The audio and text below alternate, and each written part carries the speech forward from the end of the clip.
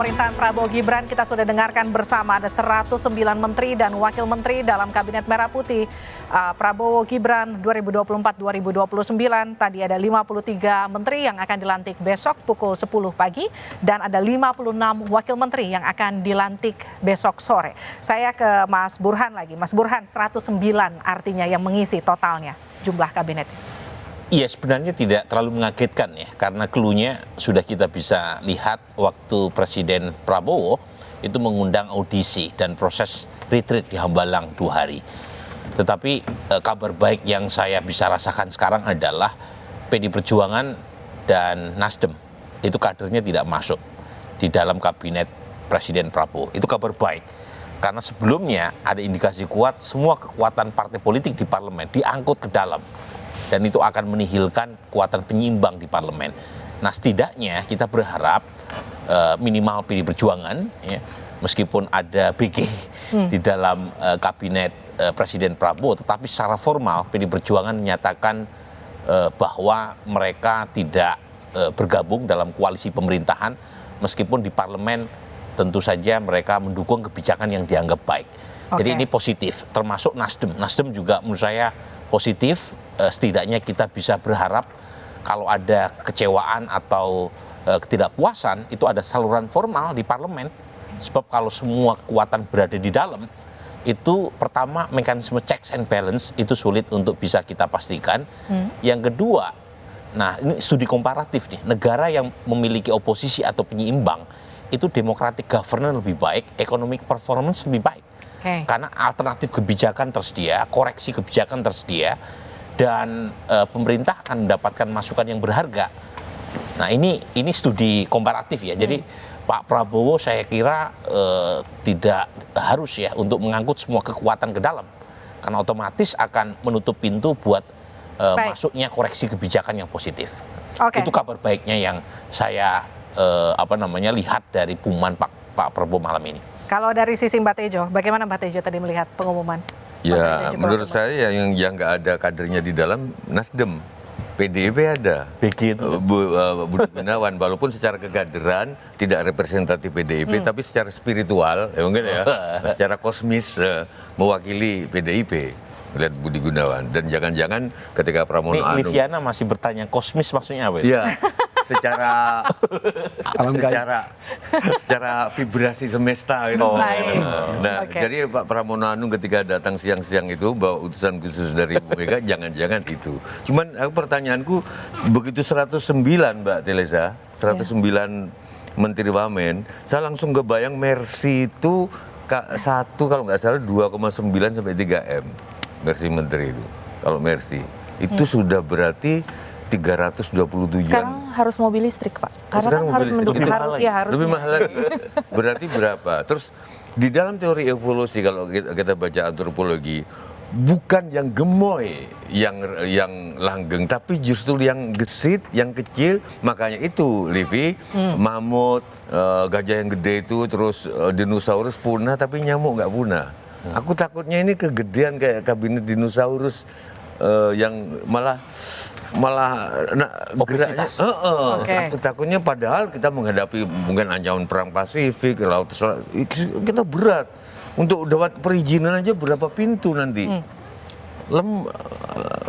Bagaimana menghadapi gitu loh. Tapi artinya gini, kita sudah melihat ada 109 menteri dan juga wakil menteri yang akan mengisi kabinet Merah Putih. Lalu kemudian apa? Tapi namanya bagus. Namanya bagus banget. Namanya bagus. Top. Namanya bagus. Dan itu mengingatkan koalisi Merah Putih Pak Prabowo 2014. Iya, dan mengingatkan juga Presiden ke-8 jadi PS8. Iya kan? Simbolnya Pak Prabowo. Tapi sebenarnya gini, Mbak Tejo, kalau kita bicara ini kita sudah menuju ke akhir program kita mengawal pemerintahan Prabowo Gibran. Satu kata kalau melihat pemerintahan Prabowo Gibran, harapan Mbak Tejo 5 tahun ke depan seperti apa? Nanti dijawab saja dah. Bersama kami. Bersama kami masih dalam program mengawal pemerintahan Prabowo Gibran. Saya ke Mas Fahri, jadi apa harapan Anda 5 tahun ke depan pemerintahan Prabowo Gibran? Iya, jadi mandat konstitusional yang sudah diberikan oleh rakyat kepada Pak Prabowo Kemudian tadi seperti yang kita saksikan, seluruh rangkaian konstitusional juga sudah selesai, ya, mulai dari pelantikan presiden sampai dengan insya Allah besok pagi dan siang, ya, pelantikan menteri dan wakil menteri. Dengan demikian saya kira argo kekuasaan mulai berputar, mulai berjalan dari besok, ya. Mulai hari ini sebenarnya, karena malam ini kan Pak Prabowo sudah menerima kunjungan tamu-tamu negara sahabat, gitu ya.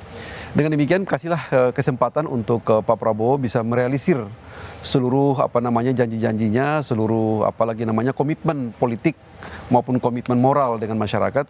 Ya, ada transaksi moral dengan masyarakat, saya kira kasihlah kesempatan yang baik. Dan tentunya kita akan satu harapan yang besar juga bahwa kabinet yang akan dibentuk besok ini betul-betul bisa mengawal dan bisa mengeksekusi seluruh impian daripada masyarakat dan bangsa Indonesia. Saya kira demikian. Terima kasih. Saya ke Mas Burhan. Iya, saya ingin mengutip Mario Cuomo, ya, Gubernur New York, ketika mengatakan you campaign in poetry, you govern in prose. Wow. Kamu berkampanye dengan puisi, berpidato dengan puisi, seperti yang dilakukan oleh Pak Prabowo tadi siang, ya, berpidato hampir 1 jam setelah dilantik sebagai presiden. Tapi ketika mandat sudah diberikan, Pak Prabowo memerintah dengan prosa, dan di situ mulai muncul komplikasi politik, komplikasi birokrasi, komplikasi anggaran, komplikasi banyak hal yang harus dituntaskan bukan dengan janji, tetapi dengan bukti konkret. Jadi kita tunggu dalam beberapa waktu ke depan, apakah Pak Prabowo mampu untuk memenuhi janjinya. Kita berdoa beliau mampu, dan karenanya kita support, tetapi sekaligus kita kawal, seperti tema Kompas TV, ya, mengawal pemerintahan Prabowo Gibran.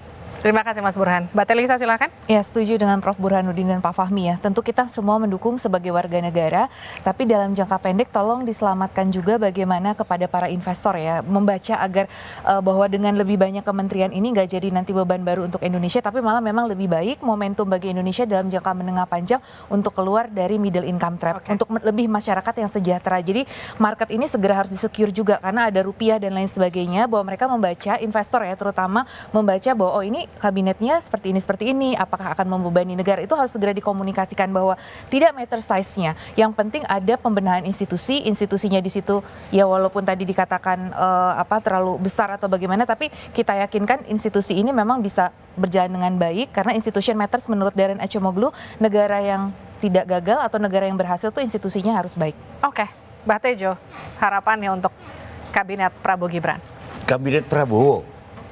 Wakil Presidennya Gibran. Ya, harapan saya untuk Pak Prabowo tetaplah jadi idola Pak Prabowo, yaitu wayang Gatot Kaca, gonjang kanjeng langit yang gagah, dan tetaplah rakyat menjadi Semar yang tidak pernah menjunjung Gatot Kaca, tapi selalu mengkritik dan mengingatkan, selalu menakut-nakuti tujuannya untuk malah memperkekar dia, tidak menjadi penjilat. Terima kasih. Terima kasih Mbak Tejo, terima kasih Mbak Telisa, Prof. Burhan, terima kasih juga Pak Fahmi sudah bergabung bersama kami di program khusus mengawal pemerintahan Prabowo Gibran. Saudara, memang prosesi pelantikan hingga serah terima jabatan sudah selesai, sumpah presiden dan wakil presiden juga sudah diucapkan, kabinet merah putih sudah diumumkan, besok kabinet ini akan dilantik. Selamat bertugas Pak Prabowo dan Mas Gibran serta seluruh menteri dan juga wakil menteri yang akan dilantik besok. Kita tunggu pemerintahan yang baik, bekerja untuk rakyat dan membawa Indonesia lebih maju ke depan. Demikian program khusus mengawal pemerintahan Prabowo Gibran. Terima kasih sudah bersama kami di Kompas TV. Saya Liviana Cerlisa. Sampai jumpa.